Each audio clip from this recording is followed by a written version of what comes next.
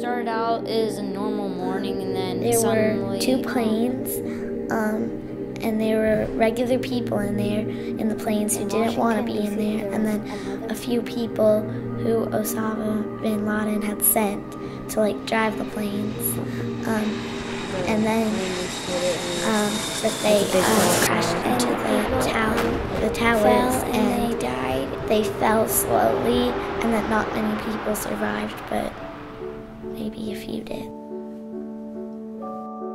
In the operating room, there were sort of some complications. I kept having contractions when they should have stopped, so they had a hard time getting Kelly out. And so, I mean, I think she was blue. I didn't see her, but she was very sick and she was rushed to the NICU. For me, it was all about Chris, my wife, and whether she was going to be okay and whether this baby who I'd never met was going to be okay. And then she was sort of rushed away, and I knew then that her later APGAR score was much higher. It was an 8. And so I knew that she was recovering, and I was very relieved. And I was simmering down a little bit. One of the nurses in the delivery room in the OR said, to this day I can't believe she said this. Terrorists crashed planes into the World Trade Center. 50,000 people are dead. I will never forget that. And it changed the mood of the room from one of sort of relief to distraction to something completely different. My name is Kelly Mann Stewart, and I was born on September 11th, 2001. After they found out,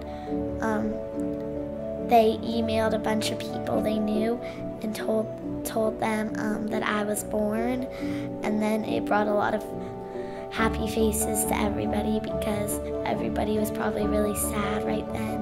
And so many people emailed me back and said, thank you.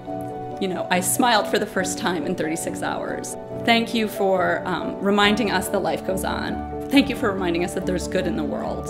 And my husband and I decided right away that would be what we would tell our daughter.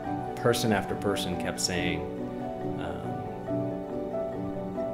that she was this light on this day to them, that so many terrible things had happened. Obviously, this one terrible thing had happened, and so much sadness had happened, but there was this one great thing, this one light, and this is exactly what the world needs, is something like this, is something new and fresh and clean and innocent and